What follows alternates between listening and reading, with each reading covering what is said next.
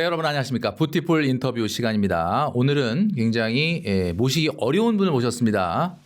다른 채널 잘 안 나가시기 때문에 저희 부티풀 채널에서 독점적으로 우리 소장님의 이야기를 들을 수 있을 것 같은데, 아파트 사이클 연구소의 이현철 소장님을 모셨습니다. 소장님 반갑습니다. 네, 안녕하세요. 네. 자, 우리 부티풀에 굉장히 또 오랜만에 나와주셨으니까 우리 구독자분들에게 인사 한마디 해주시죠. 네, 안녕하세요. 유튜브 아파트 사이클 연구소 채널을 운영하고 있는 이현철 소장입니다. 반갑습니다. 네. 소장님이 이제 과거엔 또 뭐 여러 채널도 많이 나가신 적이 있지만 최근에는 또 바빠지시고 하시기 때문에 다른 채널을 또 많이 안 나가시다 보니까 우리 또 소장님의 이제 이 얼굴을 보고 싶으신 분들은 아파트 사이클 연구소를 들어가시면 되지만, 그래도 오늘은 부티풀에서 또 뵙게 됐으니까 여러 가지 질문들, 또 최근에 이 부동산 시장 상당히 또 여러 가지 이슈들이 있습니다. 오늘 궁금한 것들을 다 쏟아서 질문을 드릴 테니까 여러분 채널을 고정해 주시면 좋겠습니다. 얼마 전에 다주택자이시죠? 이 연예인이시면서 또 이렇게 경제 전문가로 활동하시는 황현희 씨가 다주택자들 안 팔고 버티면 된다, 뭐 이렇게 발언을 해가지고 이게 뭐 약간 그 화제가 됐었습니다. 뭐 이목을 집중시키려고 한 건지는 모르겠는데, 공인으로서 사실 뭐 이렇게 이런 발언은 이렇게 적절하지 않다고 보는데, 세금 내는데 올인하면서 버티겠다, 뭐 이런 이야기, 그런 다주택자들이 나오고 있다라고 얘기를 했는데, 정부 정책의 기조로 봤을 때 보유세나 이런 것들이 강화될 가능성은 뭐 거의 100%라고 보는데, 이게 어떻게 뭐 다주택자들이 버틸 수 있는 수준인가요? 어떤가요? 소장님 보시기에. 일단은 보유세 부분은 제가 좀 뒤에 가서 네, 뭐 조금 자세하게 기회가 있을 것 같고, 사실 다주택자들은 버틸 수는 있겠는데 사실 이게 좀 나눠지거든요. 네네. 네. 하락장을 마저 받느냐 아니냐 좀 나눌 수 있습니다. 네네네. 그러니까 지금 제가 볼 때는 조금 뭐 이렇게 심한 말일 수도 있는데, 황현희 씨가 이렇게 말씀드렸던 거는 제가 볼 때 하락장을 맞아보지 않아서 그래요. 본인이 오르는 시장에서만 오르는, 경험이 있어서. 이분이 이제 전문가로 활동하고 전문가가 된 시기가 딱 오르는 시장이거든요. 그리고 그 전에는 개그맨으로 활동하다가 이제 부동산 전문가가 된 게 딱 상승장이에요. 제가 이제 부동산에 대해서 연구를 하면서 사람도 굉장히 많이 연구를 했거든요. 네네네. 근데 사람의 어떤 행동 지배력이나 이런 게 과거 한 3년 정도 이게 거의 지배를 합니다. 그러니까 과거 3년 이후 기억은 거의 남아있지가 않아요. 그러다 보니까 가장 최근에 겪었던 상황을 미래로 예상하는 경우들이 굉장히 많거든요. 그래서 지금 이제 상승장에서 집값이 많이 올랐던 걸 처음 경험한 분들이나 이런 분들은 그냥 오른다라고만 생각합니다. 오른다라고만 생각하면 버티는 게 이제 맞다고 생각하겠죠. 요 시기 넘어가면 또 오른다, 이렇게 생각합니다. 그렇죠. 그러니까 이분들이 이제 주로 얘기하는 게 문재인 정부를 비교를 많이 해요. 그러니까 문재인 정부 때 비슷한 정책들이 많이 나왔거든요. 네네네. 근데 그때에는 상승을 했단 말이에요. 그러니까 결론이 어떻게 이분들은 얘기하냐면, 정부 정책을 쓰면 시장은 오른다, 이런 얘기를 한단 말이에요. 네네. 근데 이게 이제 그 결과와 원인을 사실 이렇게 잘못 매칭을 시켜서 그냥 일치시키는 현상을 지금 얘기를 하는데, 사실 저는 이제 2019년에 외부 인터뷰를 막 처음 하면서, 제가 처음 인터뷰를 하면서 뭘 했냐면 문재인 정부 때거든요. 이제 폭등한다라고 했어요. 문재인 정부가 뭘 해도 폭등한다라고 했어요. 그러니까 결론이 정해져 있는 상황이에요. 그러니까 그때 시장 상황은 정부가 뭘 해도 시장을 잡을 수가 없습니다. 그러면 그때 이제 소장님 말씀하신 거는 부동산 그 당시의 상승은 정책 때문에 상승했다기보다는 그냥 정책 외에 상승할 수밖에 없는 상황이었다. 상승으로 가는 상황이었습니다. 그래서 정책으로 막으려고 하지만 상승하는 거죠. 근데 사람들은 정책 때문에 상승했다라고 착각하는 거예요. 정책 때문에 사실은 상승이 어느 정도 수준에서 멈춘 거예요. 그러니까 제가 차의 비유를 하거든요. 예. 그러니까 그때 당시에 문재인 정부 때의 시장 상황은 일종의 페라리, 뭐 포르쉐 이런 것들이 한 200, 300km로 달리고 있는 상황입니다. 그리고 정책은 브레이크와 비슷해요. 그래서 브레이크를 밟으면 바로 스탑하는 게 아니고 스키드 현상이 생기죠. 워낙 세게 달리니까. 네. 제동거리라는 게 또 있으니까. 그렇죠. 스키드 현상이 꽤 많이 생긴단 말이에요. 근데 우리는 그 스키드 현상을 보고 브레이크 때문에 더 나간다. 이런 말을 하는 것과 동일한 표현인 거예요. 그런 정책이 아니었으면 더 나갔을 수도 있는. 그렇죠. 더 나가는 겁니다. 우리나라 시장은 부동산 시장이 투기 시장이기 때문에 투기 시장의 경우 정책의 제어 역할이 없으면 계속 투기 시장에서 이제 그 외국에서 이론이 있는 게 더 큰 바보 이론이라고 있어요. 그러니까 더 큰 바보가 비싼 가격에 사면은 그 더 큰 바보가 더 비싼 가격에 사고 그보다 더 바보가 더 비싼 가격에 계속 사니까 시장 계속 오른다. 근데 이게 그 사람은 불안 심리가 있기 때문에 자기가 적정 수준 생각하는 금액을 이상을 뛰어넘기에 계속 오르잖아요. 네. 그러면 이제 그동안의 자기의 상식 수준이 다 깨져버리는 거거든요. 시장이 이미 내가 생각하던 수준의 가격을 넘어서고 기간을 넘어서기 때문에 그러면 이 일종의 이제 그 악의 상태와 똑같아지는 거예요. 그러면은 불안한 사람은 지금이 가장 싼 가격이다라는 인식이 되는 거예요. 그러면 다 매수자로 참여하게 되거든요. 그럼 그게 계속 반복적으로 활동이 일어나면서 상승 현상이 계속 일어난단 말이에요. 그렇기 때문에 그 대표적인 현상이 일본이에요. 일본이 80년대 초에 정부가 제 역할을 하지 않으면서 도쿄의 땅값 올라가는 정도가 어마무시하게 올라가서 도쿄 땅만 팔아도 미국 전체를 산다라는 얘기가 있을 정도로 어마무시하게 상승했거든요. 네네. 그러니까 우리나라 같은 경우도 정부가 제어 역할을 하지 않으면 어마무시하게 올라갈 수 있는 그런 시장의 일종의 잠재력을 가지고 있는 시장이다. 그래서 정부가 제어 역할을 했지만 스키드 현상이 굉장히 많이 생기는 상황이었고 이재명 정부는 문재인 정부와 똑같이 정책을 가할 때 그러면 상황이 똑같이 일어날 것이냐? 절대 아닙니다. 지금의 이재명 정부의 시장은 차로 표현하자면 한 60에서 70km. 네. 그러면 브레이크를 밟으면 스키드가 거의 안 나거든요. 그냥 바로 서버리는. 바로 서버리는 거예요. 그러니까 여기서 문재인 정부와 똑같은 정책을 써서 시장은 오른다. 이렇게 하는 건 원리를 이해하지 못하고 어떤 결과만 가지고 얘기하는 그런 거다. 이렇게 말씀드릴 수 있고 그렇기 때문에 이재명 정부의 이 정책들은 시장을 하락으로 만들기에 충분한 역량과 지금 상황을 가지고 있다. 그렇기 때문에 다주택자들은 사실 이게 이제 표현할 때 약간 도덕적인 면으로 표현하는 게 있거든요. 네. 다주택자들을 좀 나쁜 사람들처럼. 근데 그건 아니거든요. 그냥 다주택자들도 경제 활동을 한 것이고 네. 그러면 정부 입장에서는 사실 규제를 할 수밖에 없는 게 주택이라는 거는 필수품이잖아요. 네네. 그러니까 대부분의 좀 많은 시장론자들이 착각하는 게 다른 경제 공산품이나 이런 경제 상품처럼 동일시해 버리면 안 되거든요. 그러니까 시장주의처럼 놔둬라 이런 얘기 한단 말이에요. 그거는 상품의 본질을 지금 이해를 못 하고 있는 겁니다. 필수품이자 주택은 공급이 굉장히 제한적인 상품이거든요. 네네. 그러니까 일시적으로 그 시장에서 수요가 과열돼서 나타나면 폭등이 일어날 수밖에 없고 이거는 공급으로 조절을 못하는 상품이란 말이에요. 그렇기 때문에 정부가 제어를 해야 되고 그렇게 됐을 때 수요를 조절할 수밖에 없단 말이에요. 그러니까 이제 이재명 정부에서는 시장이 하락할 수 있는데 다주택자들은 세금으로 너는 많이 벌었으니까 근데 주택을 독과점하고 돈을 많이 벌면 사실은 굉장히 국가적인 측면에서도 부정적인 측면으로 많이 흐를 수 있기 때문에 제어를 해야 되거든요. 그러니까 돈을 번 사람한테는 세금을 많이 부과하겠다. 이런 측면이지 이게 나쁜 놈 이건 아니란 말이에요. 그러니까 사실 다주택자들을 집을 다 팔아라. 자꾸 이런 얘기를 하는데 그런 건 아니에요. 그냥 다주택자들의 세금을 많이 부과하겠다. 이런 측면이고 그렇게 본다면은 다주택자들은 이제 어떤 상황에 처하냐. 팔고 싶은데 못 파는 상황이 생겨요. 저 5월 9일까지 뭐가 계약서를 써야 어떻게 가능성이 있는데 이게 왜 그러냐면 우리나라는 제가 투기 시장이라고 했는데 냉정하게 얘기하면 우리나라 매수 시장은요. 실거주 목적이 하나도 없습니다. 다 시세 차익 목적이에요.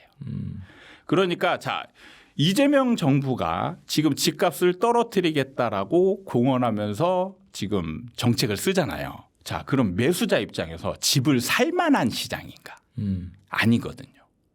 왜냐하면 집값이 앞으로 떨어질 건데 그럼 내가 지금 매수하면 지금보다 가격이 더 떨어질 수 있잖아요. 네. 그러면 매수자들은 매수를 잘 안 한단 말이에요. 근데 지금 다주택자들은 집을 많이 좀 팔고 싶어 하죠. 네. 근데 매수할 사람이 없는 거예요. 그러니까 결국에 결론적으로는 못 팔아서 버티는 상황이 생겨요. 그러니까 버티고자 해서 버티는 게 아니고 못 팔리질 않으니까. 못 팔아서 어쩔 수 없이 버티게 되는 상황이 생긴다. 그리고 이제 소장님이 이제 이 상황을 좀 정리를 해주셨는데 소장님께서 보시기에 보유세가 선진국 수준보다 많이 낮기 때문에 뭐 1%까지 올릴 가능성도 있다라고 이야기하셨다고 하는데 이게 사실인가요? 저는 보유세를 1% 이상 높일 수 있다라는 얘기를 사실 한 적은 없는 것 같습니다. 예. 와전이 제가, 된 얘기가 예, 있는데. 어떻게 근데 뭐 어쨌든 뭐 흘러나오는 얘기엔 또 뭐 그런 얘기도 있긴 하기 때문에 그렇죠. 뭐 소장님이 예. 안 하셨다고 하더라도 보유세가 많이 생각보다 높게 나올 것 같다라는 전망들은 많이 나오고 네. 그리고 이제 그 기준가 고지하는 게 이제 좀 연기가 돼서 이제 녹화일 기준으로 어젠가요? 예. 네. 이렇게 발표가 되고 했는데 네. 또 굉장히 대폭 상승한 걸로 이렇게 나오기 맞습니다. 때문에. 예. 그거는 이제 어차피 그동안의 집값 상승이 굉장히 크게 예, 일어났기 때문에 공시지가는 이제 오르는 게 정해져 있었고 자, 보유세 문제를 좀 말씀드리자면 저는 보유세 카드를 쉽게 꺼내지는 않을 거라고 봅니다.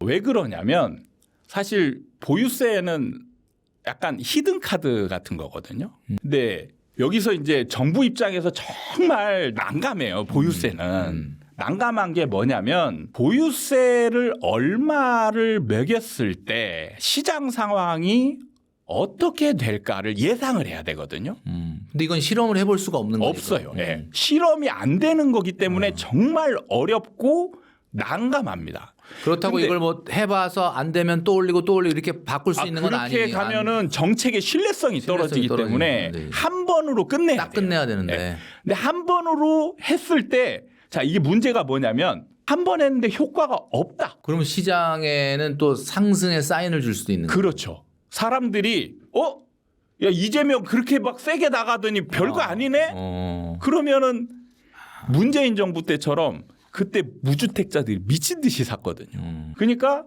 이재명 정부도 지금 그 상황을 알잖아요.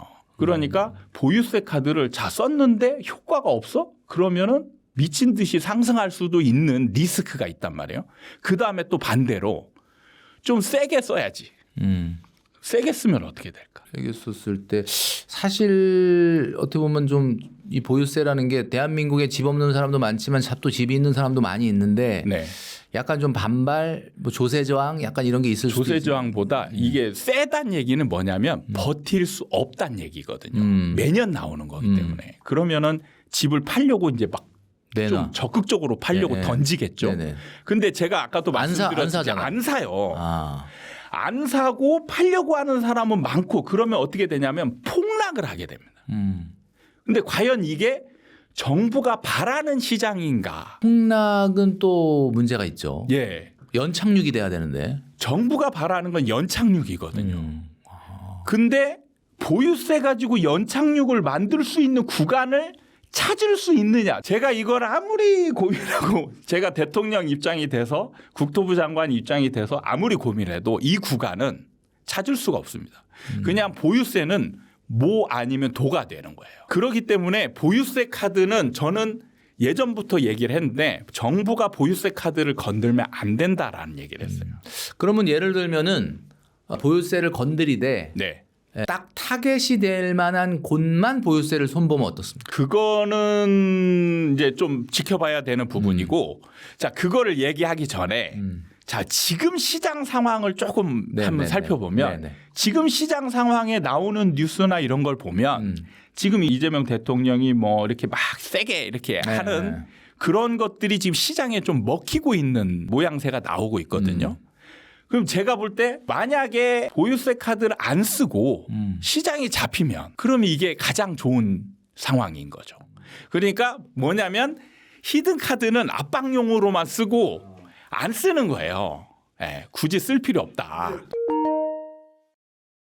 아까도 소장님이 얘기해 주셨던 것처럼 문재인 정부 때 썼던 정책이나 지금 이재명 정부가 썼던 정책이 막 그렇게 어마어마하게 다르진 않은 것 같은데 그러면 왜 아까 이제 정책 때문에 올랐던 게 아니다라고 얘기하셨으니까 그러면은 문재인 정부 때의 주택시장과 지금 이재명 정부 때의 주택시장은 뭐가 다른 건가요? 지금 상황이. 제가 쉽게 얘기하자면 그냥 에너지라고 표현을 하거든요. 에너지.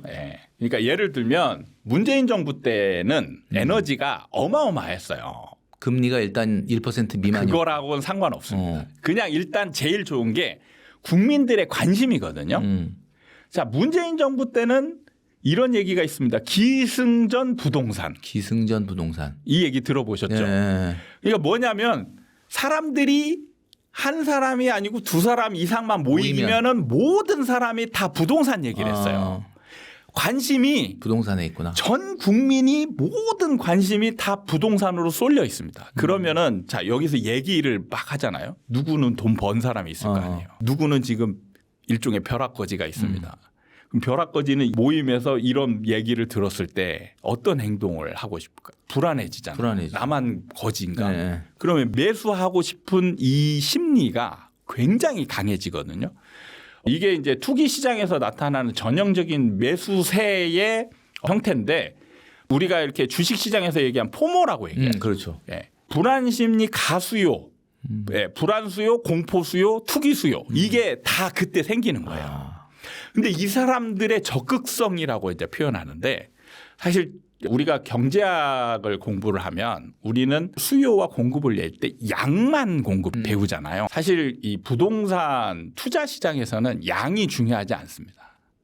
더 중요한 게 뭐냐면 질적, 이 사람의 심리 상태가 훨씬 더 중요해요. 그러니까 예를 들면 공급자 1이 있고 수요자 1이 있어요.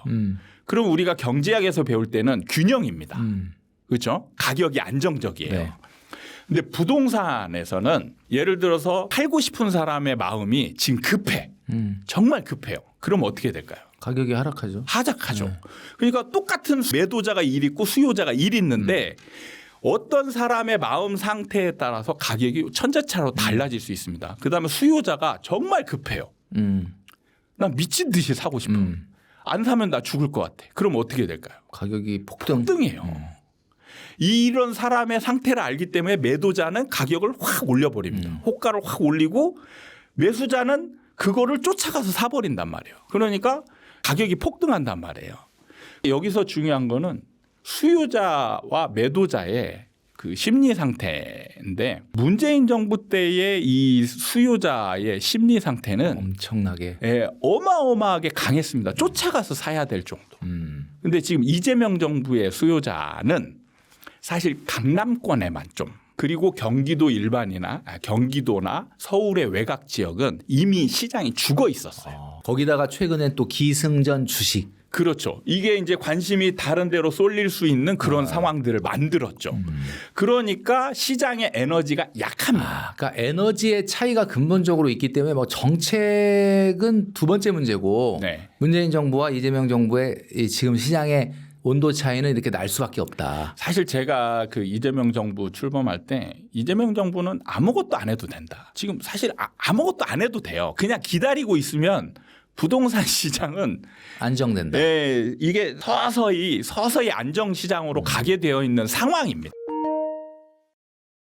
지난달에 강남 3구의 국평 실거래 가격이 작년 대비 마이너스 12.5%. 이게 평균 이런 지수로 보면 대단히 많이 하락을 한 것처럼 나오는데 강남 3구와 용산구 3주 연속 하락세에다가 최근에는 강동구마저 서울에서 지금 강동구가 굉장히 아주 핫했었는데 하락으로 전환하고 서울 아파트 값이 하락세가 굉장히 좀 생각보다 무섭다라고 하거든요.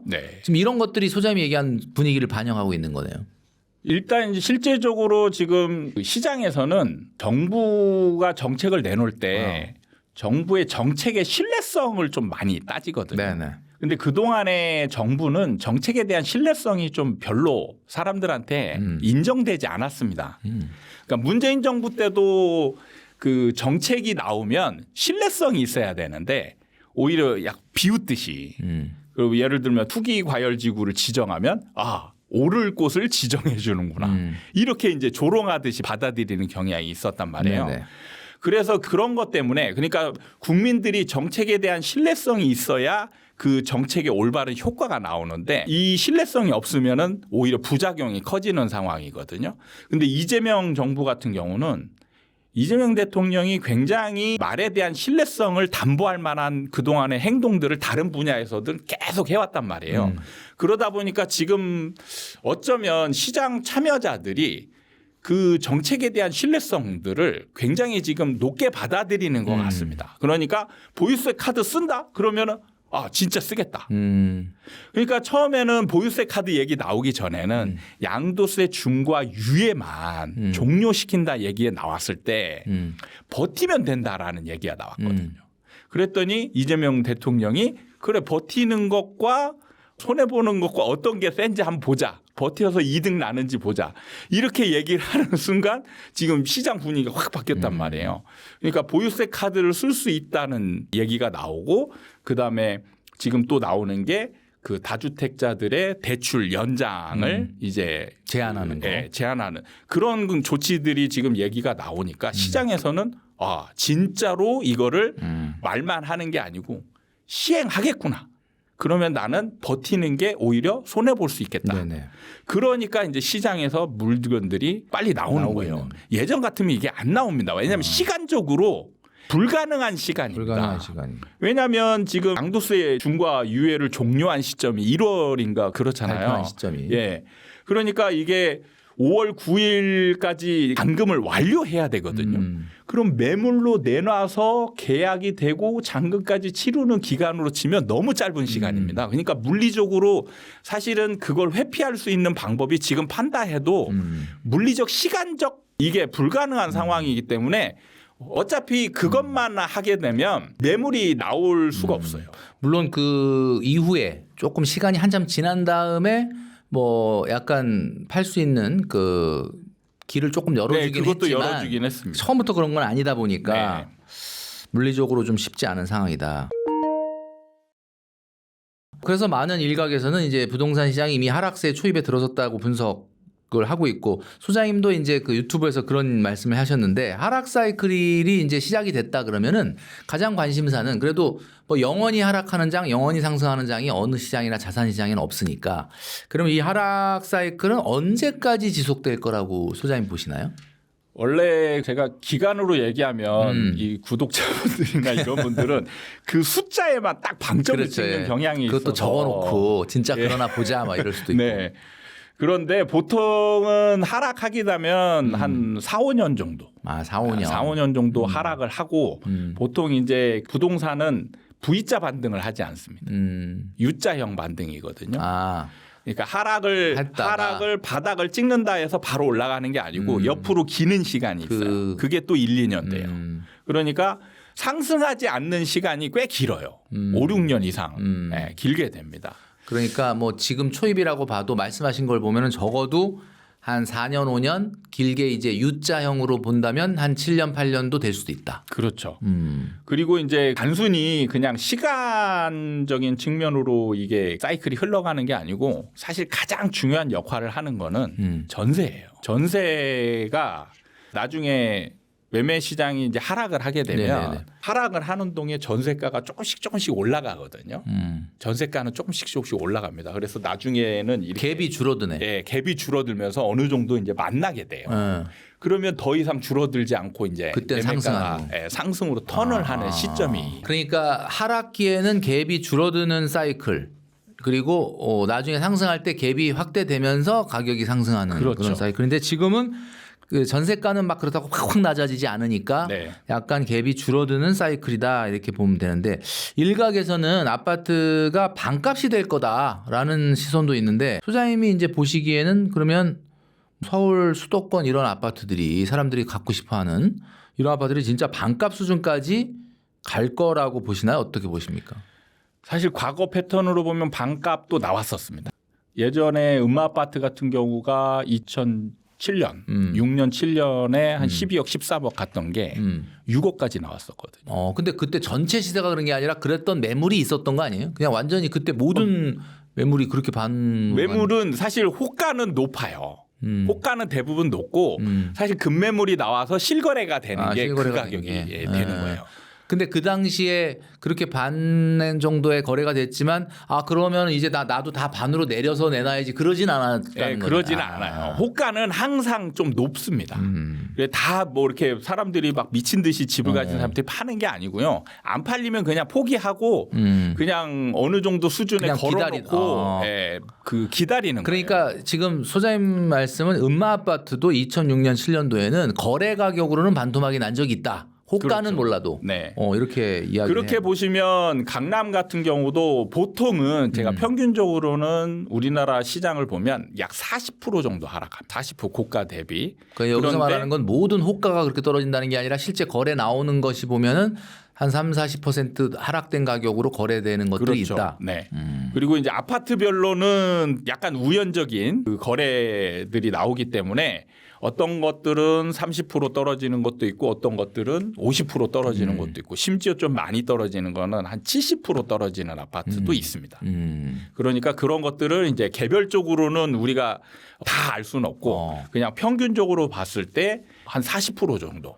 그러면 그 40% 떨어진다는 게 막 모든 거래에서 다 그러지는 않지만 그런 것들이 발생을 한다면 오히려 아까 말씀하신 길면 7년 8년도 갈 수 있는 이 하락 장세에서 그런 정도의 가격 하락이 있는 매물이라고 한다면 이 하락장을 좀 기회로 삼겠다라고 생각하는 분들도 있으실 수 있을 것 같은데 그런 정도의 가격으로 내 집 마련하는 건 어떻다고 보십니까? 저는 별로 추천하지 않습니다. 그래요? 그렇게 가격이 떨어졌는데도? 네. 왜 그러냐면 사실 우리는 속마음으로 어떤 게 있냐면 내가 집을 사자마자 올라가야 돼요. 근데 안 올라가잖아요. 내가 그렇게 싼 가격으로 사서 너무 좋아했지만 그 싼 가격에서 더 이상 회복이 안 돼 버리는 거네. 네. 그러면 그거는 잘못 산 거가 되는 겁니다. 그 사람 입장에서. 그 사람 입장에서도 그렇고 실제로도 그래요. 왜 그러냐면 집값이 안 오른다라고 전제했을 때 실거주만 따질 때요. 네. 매매와 전세를 비교를 해야 돼요. 실거주만 따질 때는 매매로만 하는 게 아니고 임대로도 할 수 있거든요. 네네. 뭐 근데 전세로도 할 수 있는 거니까. 전세로도 할 수 있잖아요. 그러면 이때부터 매매 가격이 오르지 않으면 실거주는 비용만 발생하게 됩니다. 그러면은 내가 실거주를 했을 때 어떤 게 비용이 적게 나가는 상품인가 이걸 따져봐야 되거든요. 네네. 그럴 때 전세가 월등히 유리합니다. 왜 그러냐면 예를 들어서 어떤 상품이 20억짜리 아파트가 있어요. 네. 20억짜리 아파트의 지금 전세가는 대략 10억 정도 해요. 전세가율이 지금 50% 내외니까 네네. 대략 10억 정도 한데 얘가 이제 20억짜리가 40%가 떨어지면 12억이 되잖아요. 네네네. 그러면은 매매가를 내가 12억에 주고 샀어요. 그런데 전세는 10억이에요. 전세는 10억입니다. 그러면은 비용으로만 치면 12억에 대한 비용이 나가는 거예요. 내 돈을 주고 샀을 때. 그리고 전세는 10억에 대한 비용만 나가게 됩니다. 근데 뭐 예를 들어서 여기서 뭐 대출을 받았다 네네. 치더라도 주담대보다는 전세 대출 이자가 더 싸거든요. 그럼 이것저것 따졌을 때 그리고 전세는 세금도 없어요. 고유세가 없고. 예. 근데 집은 매수를 하게 되면 세금이 나갑니다. 그다음에 중개 수수료도 금액이 크기 때문에 중개 수수료도 훨씬 많이 나가고 그렇게 되면은 2년 4년을 살았을 때 비용 차이가 꽤 많이 나게 돼요. 그러니까 싸게 샀다라고 일찍 들어가면 사실 그때부터 비용이 발생하기 때문에 상승하지 않는 기간 제가 하락 기간이 적어도 5, 6년 된다고 했잖아요. 그럼 만약에 지금 급매물이 나와서 40% 떨어졌어. 그럼 내가 이걸 40%에 사면 좋냐? 별로 안 좋다는 얘기가 안 오르거든. 그러니까 U자형 회복이라 그러면 그 U자의 밑에 낮은 가격의 구간이 끝날 때 즈음에 사야 되는데 그렇죠. 그게 이론적으로는 사실 이게 현실적으로 가능합니다. 가능합니까? 예. 그 어떻게 해야 됩니까? 그러면 제가 아까 말씀드렸잖아요. 전세가에 오르는 상황을 보고 진입하면 돼요. 전세가가 오르고 과거 패턴으로 얘기하자면 박근혜 정부 초기에 뭐가 일어났냐면 전세난이 일어납니다. 전세난. 기억나시는가요? 그러면서 전세 가격이 올라가는. 전세 가격이 올라가는데 매매 가격은 그때 그대로. 안 올라갔어요. 안 올라갔어. 사라 했는데도 안 사고. 안 올라갔는데 실제로는 오르고 있었습니다. 그러니까 우리가 체감으로는 안 오른다라고 느끼는 거예요. 예, 예. 근데 데이터상으로는 오르고 있었어요. 그러니까 오르는 정도가 크지 않아서 그렇지 올라가고 있었어요.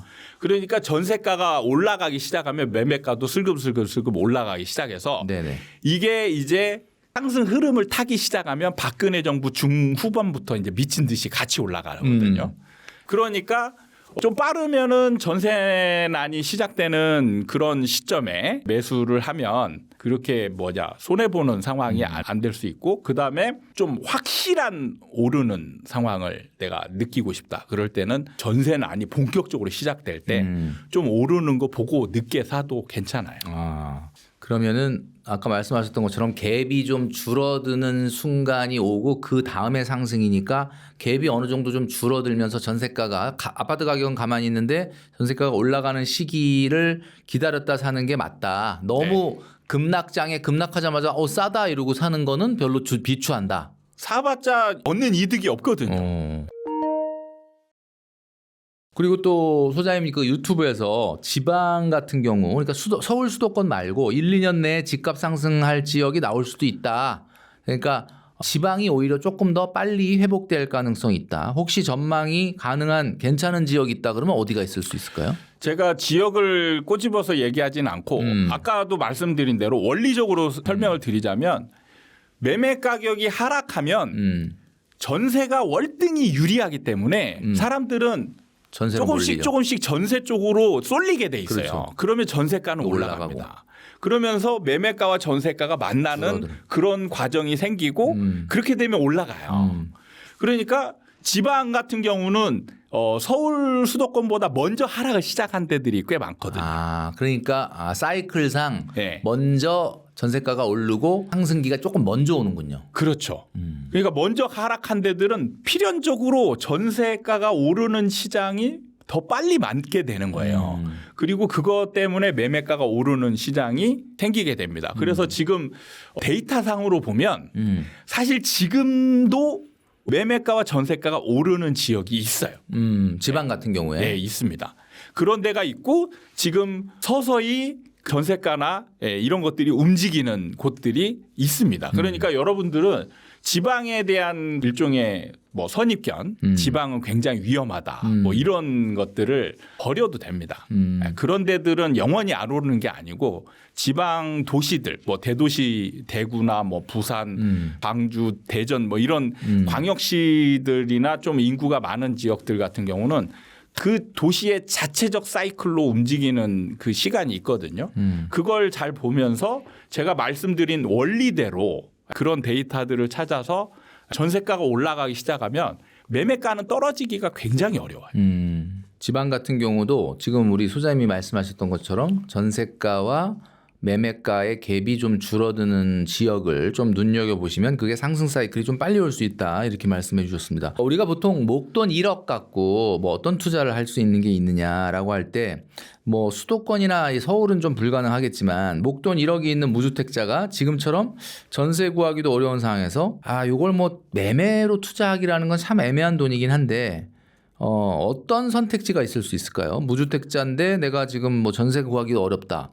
어떤 선택을 하는 게 좋을까? 사는 게 좋을까? 아니면 그냥 어떻게? 사실 이게 여기서 설명하기 어려울 수 있는 게 무주택자인데 지금 가지고 있는 돈이 1억밖에 없다. 여유자금이. 이렇게 가면은 사실 주택은 내가 무조건 선택을 해야 되잖아요. 네, 그렇죠. 네.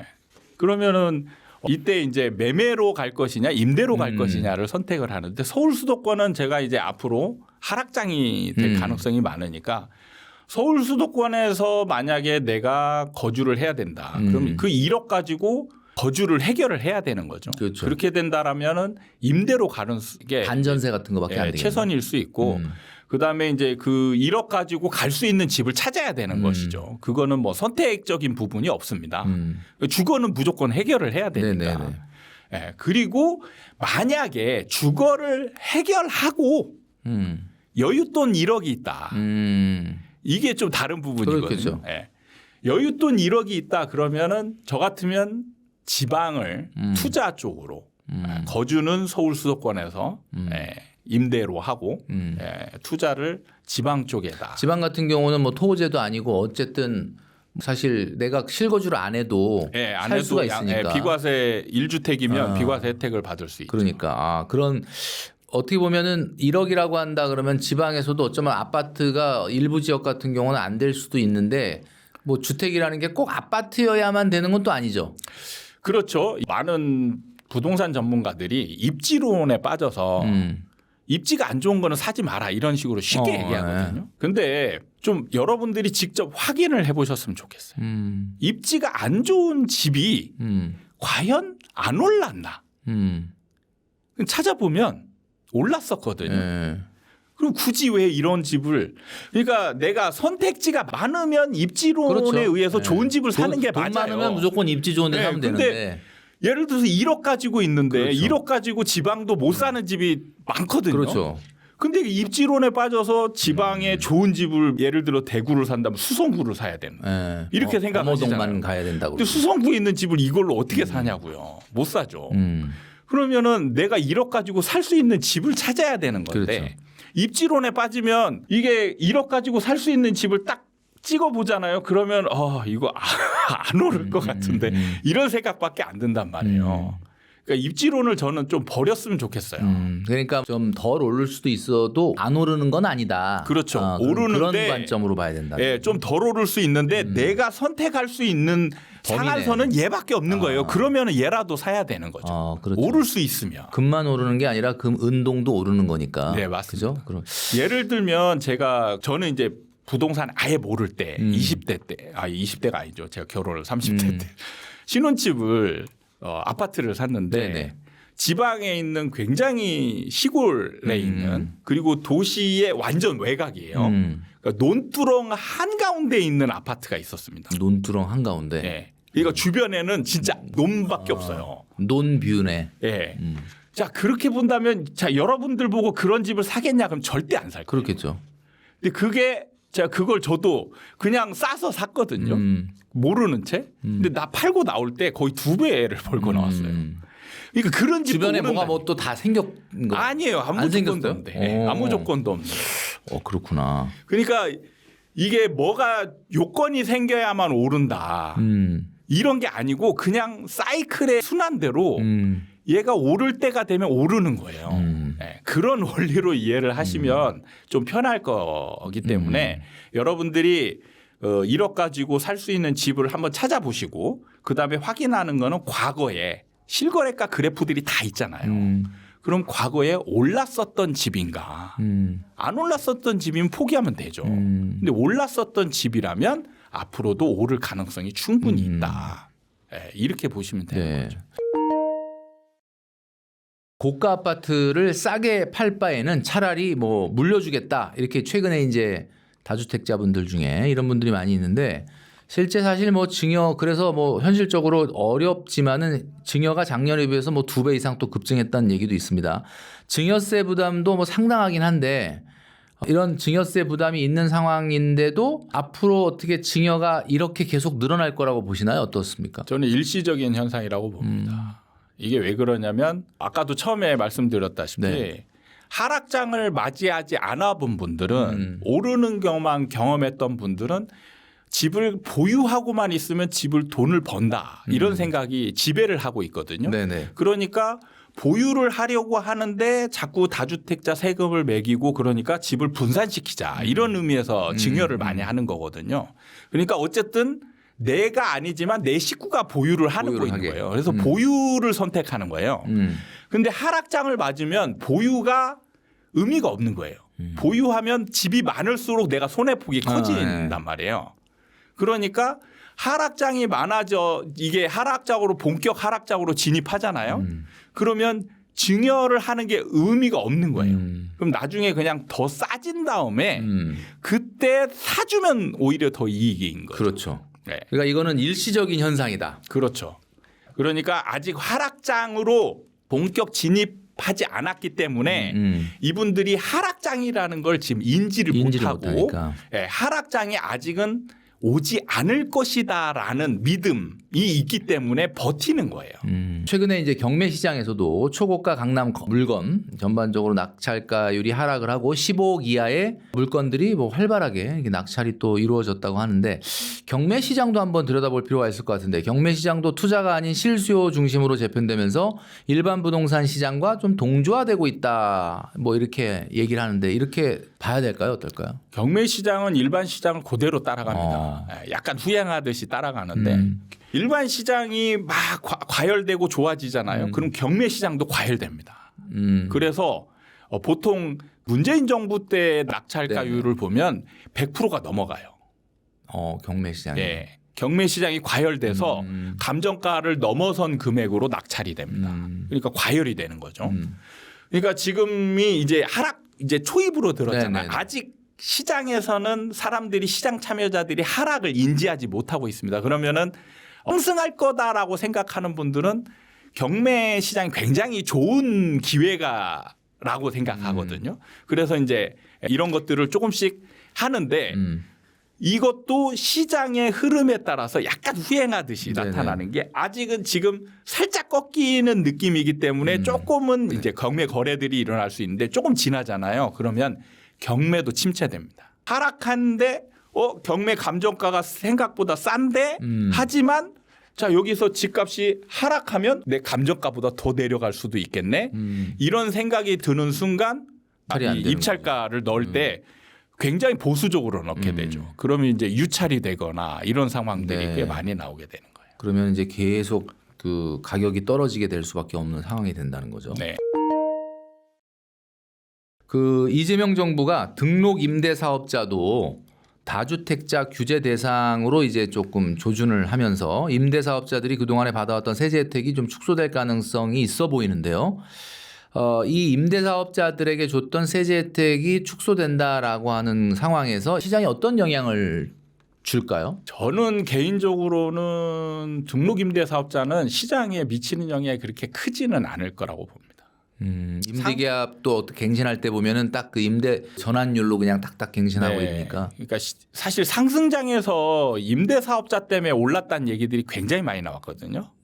한때 그랬죠. 예. 근데 저는 이제 시장을 분석하면서 임대 사업자가 이렇게 시장에 막 엄청난 영향을 줬다라고 생각을 안 하고 있기 때문에 하락장에서도 사실 임대 사업자의 혜택, 세제 혜택을 없앤다 해가지고 이게 막 매물로 막 쏟아져 나오면서 홍락을 만들 것이냐 이렇게 봤을 때는 그렇게 영향은 크지 않다. 그리고 제가 조금 의심스러운 거는 지금 임대 사업자의 비중을 봤을 때 우리나라 이제 주택임대 사업자 얘기인데 네. 주택임대 사업자가 생각보다 오피스텔이 많거든요.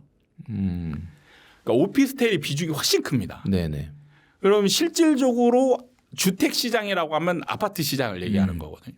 그렇게 보면 아파트 시장의 등록 임대 사업자 비중 굉장히 작아요. 생각보다 많지 않다. 네, 지금 생각보다 우리나라의 그 다주택자 비율이 제가 듣기로 한 16, 17% 뭐 이 정도로 알고 있는데 네. 그 다주택자들 중에 등록 임대 사업자들은 비중이 어느 정도나 되나요? 그건 정확히 지금 제가 조사를 안 해봐서 정확히는 모르겠는데 한 3분의 1은 안 되죠. 당연히. 등록 임대 사업자 비율이 굉장히 작습니다. 작죠. 네. 그리고 오피스텔이 정말 많아요. 그리고 이제 주택 아파트보다는 그게 많고 그러니까 생각보다 시장에 뭐 사실 엄청나게 영향을 주진 않는다.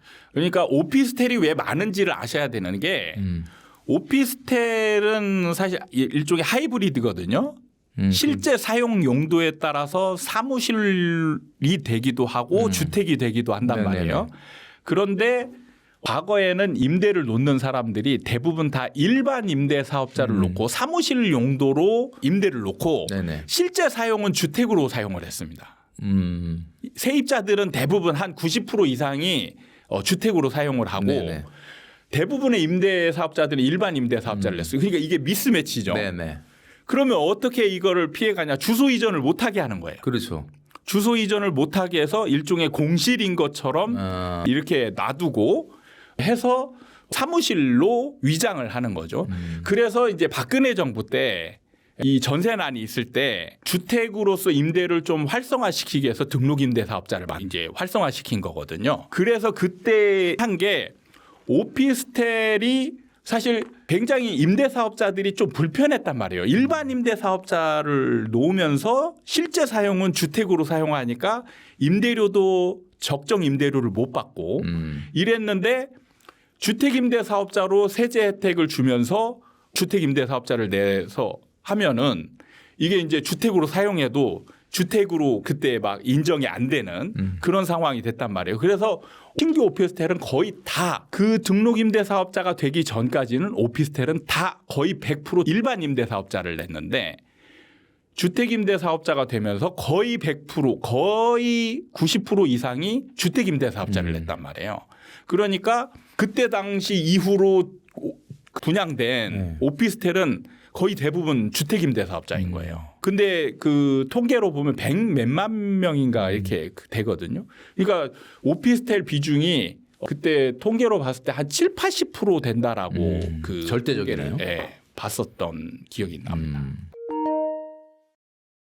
그 한동안 얘기가 좀 잠잠했었는데 아파트 그 미분양 문제 이게 부동산 시장이 어떻게 보면 죽음의 소용돌이를 만들어낼 수도 있다라고 이렇게 또 말씀을 하셨었는데 이 아파트 미분양 문제 요거 얼마나 심각한 건지 좀 궁금합니다. 사실 아마 지금 서울 수도권 분들은 미분양 문제라고 그러면 사실 좀 코웃음을 칠 무슨 수 소리야? 있어요. 뭐 이렇게 예. 생각할. 지금 미분양이 이제 거의 없으니까요. 근데 앞으로 이제 하락장이 되면 미분양이 생깁니다. 무조건 생기게 돼 있어요. 심지어는 지금 분양가 상한제가 적용된 아파트도 미분양이 나올 수 있습니다. 분양가 상한제로 가격을 제한했는데도 불구하고. 네.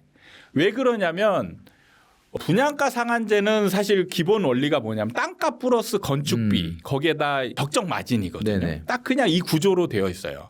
근데 지금 집값이 계속 올라가면서 공시지가 올해도 발표됐지만 네. 굉장히 많이 뛰었잖아요. 네네. 땅값이 올라간단 말이죠. 그러면 만약에 이제 올해 분양을 이제 신청을 했다. 네. 그러면 올해 분양 신청한 데는 분양가 상한제가 적용돼도 분양가가 대폭 올라가게 됩니다.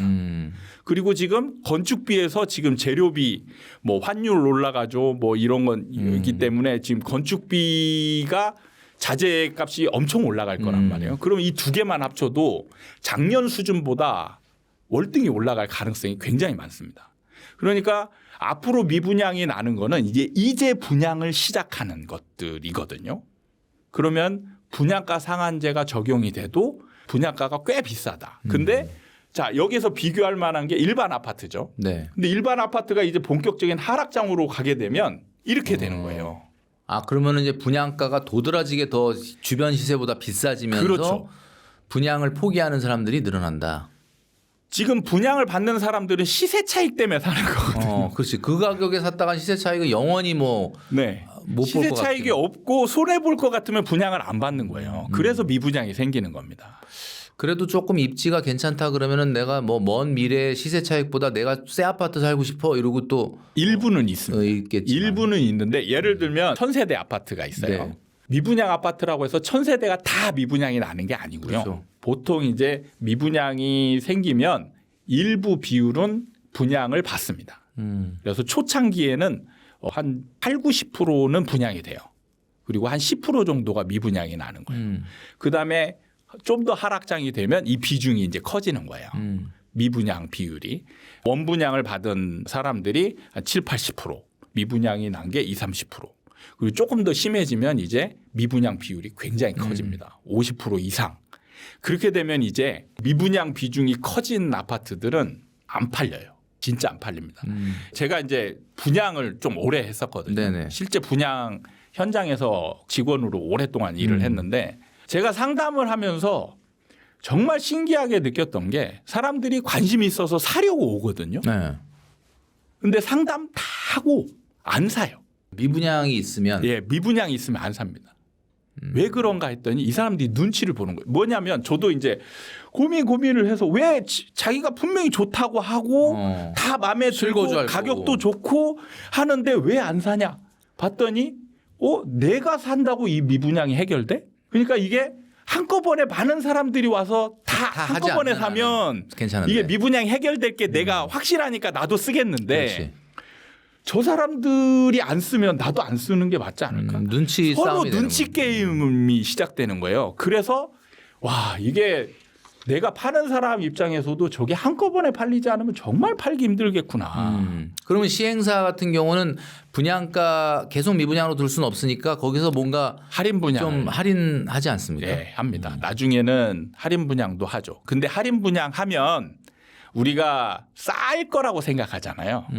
굉장히 큰 착각이에요. 얼마나 할인을 합니까? 보통 제가 이제 할인한 물건 팔 때 30에서 40% 할인을 했습니다. 오, 그럼 많이 할인한 거 아닌가? 네. 그럼 쌀 것 같죠?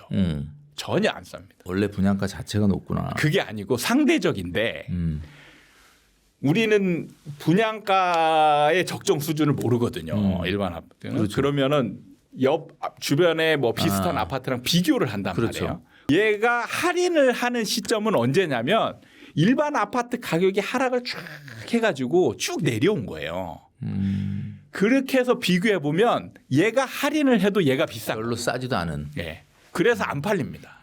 하긴 뭐 그러니까 미분양이 낫겠지만 이제 사실 소장님이 어제 굉장히 여러 가지 이야기를 해주셨는데 이게 이제 하락 장세로 본격 들어가는 초입이다. 그리고 이게 굉장히 뭐 기간은 정확하게 예측할 수는 없지만 또 길어질 수도 있다. 이런 이야기를 해주셨는데 사실 공급 측면만 보면 주택의 공급이라고 하는 것이 특히 서울 같은 경우 이런 경우는 앞으로 한 2028, 9년까지도 굉장히 사실 요 근래에 보기 드물 정도로 3만 가구 이상도 공급이 안 되는 이런 지금 상황이잖아요. 네. 이제 이런 걸 보면은 야 그러면 조금 지금은 하락세라 그래도 좀 몇 년만 그냥 소장님 얘기한 것처럼 그렇게 긴 기간이 아니라 한 1, 2년만 지나면 요것도 공급이 이렇게 부족한데 또 올라가는 거 아니야? 약간 또 이렇게 생각하시는 분도 지금은 아니라고 하더라도 네, 네, 네. 그렇게 생각할 수 있는데 그 부분에 대해 어떤 얘기를 해주고 싶으십니까? 그거는 지금 우리가 시장의 성격을 몰라서 그러는 거예요. 제가 이제 투기 시장이라고 얘기하잖아요. 네네네. 투기 시장에서는 공급이 중요하지 않습니다. 그 심리가 더 중요한 건 사겠다는 것보다 수요가 원래 그러니까, 중요한 거죠. 예. 근데 수요가 우리는 지금 숨어 있는 전제가 깔려 있거든요. 지금 말씀하신 거에도 수요 얘기는 없어요. 왜 없을까요? 살만한 사람들이 고정시켜 놓는 거예요. 수요는 이만큼 있다라고 그걸 고정시켜 놓고 놓는 거예요. 자꾸 공급이 없으니까 공급 부족이다. 그렇죠. 수요가 없는 시장에서는 뭐 공급이 없어도 그게 공급이 부족한 게 아닐 수도 있다. 그러니까 자 시장의 성격을 잘 이해하면 뭐가 되냐면 자 우리나라는 쟤는 실거주는 일도 없다라고 얘기하는 게 가격이 떨어질 것 같으면 수요가 없어집니다. 가격이 떨어지는 시장이 되면 수요가 거의 없어져요. 그러면 내가 잘 데가 없어서 사겠다는 게 아니라 다 결국 시세 차익 보고 시세 차익용이에요. 시세 차익을 못 보는 시장이 되면 수요가 없어집니다. 그래서 공급이 제로여도 시장이 절대 올라가지 않아요. 그 대표적인 게 지금 어디냐? 세종이거든요. 세종은 지금 공급이 몇 년째 없습니다. 근데 가격은 지금 안 올라가고 하락장이죠. 그러니까 그런 측면에서 봤을 때 그 공급이라고 하는 거는 그냥 시장의 심리를 좀 안심시키는 어떤 그런 용일 수 있지만 실제 수요가 없어지게 되면은 공급이 없어도 뭐 크게 문제가 없다. 그러니까 우리나라 부동산 시장에서는 공급이 주된 역할이 없습니다. 그냥 우리가 잘못 알고 그걸 해석할 때 그걸 핑계로 삼아버린 그렇죠. 거. 그러니까 지금 제가 이제 그 다른 부동산 전문가들과 좀 비교를 하는 게 그분들은 안정 시장이 전제가 돼 있어요. 그래서 수요를 사실 평균 수준이나 일정 수준으로 수요를 깔아놓습니다. 그거를 상수로 고정값 해놓고 공급 없잖아 이렇게 얘기를 하는 거다. 그러니까 예상되는 수보다 공급이 많으면 떨어진다. 그래서 입주 물량이나 막 이런 걸 따지잖아요. 입주 물량 많으면 떨어진다라고 얘기해요. 그래서 2018년인가? 2018년에 우리나라 사상 최대치의 입주 물량이 그 노태우 때 빼고 그때가 예정되어 있었습니다. 그래서 올랐잖아요. 예. 근데 그 직전 연도에 무슨 예상이 있었냐면 대부분의 전문가들이 하락한다라고 했어요. 공급 물량 많으니까. 공급 물량이 어마어마하게 많으니까 하락한다라고 거의 90% 이상이 하락한다라고 전망했습니다. 근데 저는 웃긴 소리가 근데 실제로 공급 물량이 그렇게 많았음에도 워낙 수요의 심리가 강하니까 그거 그런 것들을 받아내고도 가격이 소화하는 거죠. 그러니까 투기 시장에서는 수요 과열 시장이 되잖아요. 수요가 기하급수적으로 늘어납니다. 그러면 부동산에서는 어떤 공급을 하더라도 부족한 상황이 돼요. 그러니까 무조건 올라가는 거예요. 공급으로 절대 시장을 잡을 수 없습니다. 그런데 시장이 하락장으로 가면 공급이 제로여도 시장은 안정되고 하락장으로 갈 수 있어요. 예. 그러니까 투기 시장에서는 수요가 핵심이에요. 근데 수요 얘기를 전혀 안 합니다. 투기 그래서 시장으로 전제하지 우리가 않기 공급에 대한 이야기는 지금 소장님 얘기하신 대로 그거는 수요가 사실은 견인을 하는 거지 공급이 맞냐 적냐는 뭐 전혀 영향이 없는 건 아니겠지만은 생각보다는 그다지 그렇게 굉장히 적어요. 영향이 적다 네. 이렇게 말씀해 주셨습니다. 자, 오늘 굉장히 오랜 시간 동안 우리 소장님이 여러 가지 이야기를 해주셨고 또 일반적인 다른 분들에 비해서 굉장히 좀 날카로운 그런 인사이트를 말씀해 주셨는데 우리 뷰티풀 구독자분들에게 마지막으로 내가 지금 내 집 마련을 할까 말까 어떻게 할까 막 굉장히 이제 고민하는 분들이 많이 있는데 그분들에게 좀 하나의 어떤 기준점이 될 만한 이런 가이드를 좀 주신다면 내 집 마련 앞으로 어떻게 준비하는 게 좋겠다 한 말씀 좀 마지막으로 해주시죠. 자, 일단은 여러분들에게 드리고 싶은 말씀은 내가 집을 사고자 하는 목적을 분명히 해야 됩니다. 지금 내 집 마련은 사실 여러분들이 허울 좋은 이 뭐랄까 이미지에 네. 세뇌된 거예요. 여러분은 내 집 마련이 아닙니다. 그냥 시세 차익. 아, 네. 그러니까 진짜 실거주 때문에 필요해요. 그러면 전세 4년 살 수 있으니까. 네. 전세라는 상품이 있기 때문에 실거주만 따지면 전세가 월등히 유리합니다. 근데 여러분들이 집값이 올라간다라고 전제하고 있기 때문에 매매를 고려하고 있는 거예요. 그러니까 이걸 분명히 해야 되는 이유가 뭐냐면 내 집 마련이라고 하면은 착각을 많이 한단 말이에요. 이 본인도 속아서 나는 진짜 내 집 마련. 나 진짜 실거주용이야. 네, 실거주용이야. 이러면. 근데 실거주용으로 여러분이 들어가더라도 결국에는 뭐냐면 집값이 올랐냐 떨어졌냐라는 결과와 마주치게 돼요. 그러면 만약에 집값이 떨어졌다. 그러면 여러분이 나는 떨어져도 괜찮아라고 들어갔던 분도 반드시 후회하게 돼 있습니다. 그리고 실질적으로 재산상의 손실을 엄청 입어요. 왜 그러냐면 부동산은 레버리지를 끼지 않으면 여러분들이 현금 100%를 주고 살 수 있는 부동산이 이제 거의 없습니다. 레버리지를 끼고 있어요. 그럼 여러분이 만약에 좀 과장돼서 여러분 자금이 30%밖에 안 된다. 그렇게 해서 집을 샀다. 그럼 생애 최초 30%만 네. 그런 상황에서 30%만 하락하면 어떻게 되냐? 여러분 자산이 제로가 되는 거예요. 내 돈 다 주고 샀을 때는 30% 하락하면 나도 손실률이 30%밖에 안 되지만 레버리지를 낀 상태에서 여러분이 집값이 30%만 하락해도 여러분 자산은 제로가 되는 겁니다. 그래서 이런 부분을 내 집 마련이라고 하면 이런 것들을 쉽게 고민 안 해요. 그리고 올라가냐 내려가냐도 잘 따지지 않아요. 근데 나중에 현실적으로 이런 상황에 직면하게 되면 저는 수천 명을 상담하면서 예외적인 사람을 단 한 명도 본 적이 없어요. 손실을 본 사람은 그 집에 대한 애정이나 내가 이걸 잘 샀다라는 사람 단 한 명도 없었습니다. 집값이 올라갔기 때문에 하자가 뭐 물이 새고 이래도 만족도가 높아요.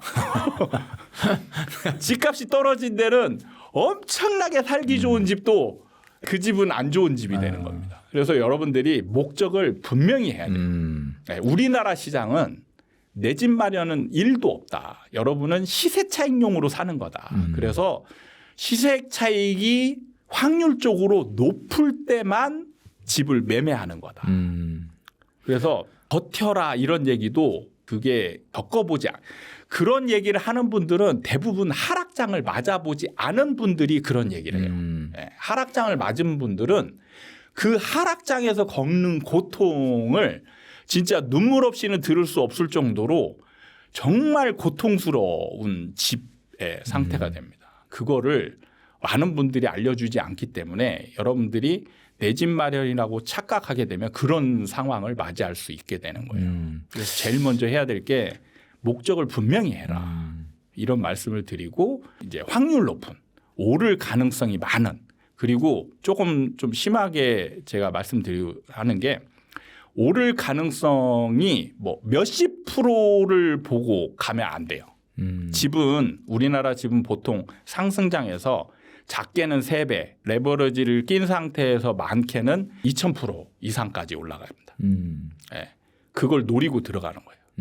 그러니까 지금 여러분들이 오른다 생각하는 분도 그럼 얼마나 올라갈까? 100% 미만이다. 그러면 안 사는 게 좋습니다. 자, 오늘 소장님께서 굉장히 여러 가지로 깔끔하게 정리를 해주셨는데 좀 집을 사야 되냐 말아야 되느냐 먼저 본인의 진짜 속마음 실제 어떤 목적으로 살려고 하는가를 생각하신다 그러면은 어쩌면 당장은 전세를 선택하는 것이 실거주에서는 더 유리할 수 있다 이런 말씀을 해주셨습니다. 자, 오늘 아파트 사이클 연구소의 이현철 소장님을 모시고 여러 이야기를 나눠봤는데 오늘도 굉장히 많이 도움이 되는 이야기를 아마 여러분들이 들으셨을 거라고 생각을 합니다. 오늘 소장님 나오셔서 감사합니다. 네. 네, 감사합니다.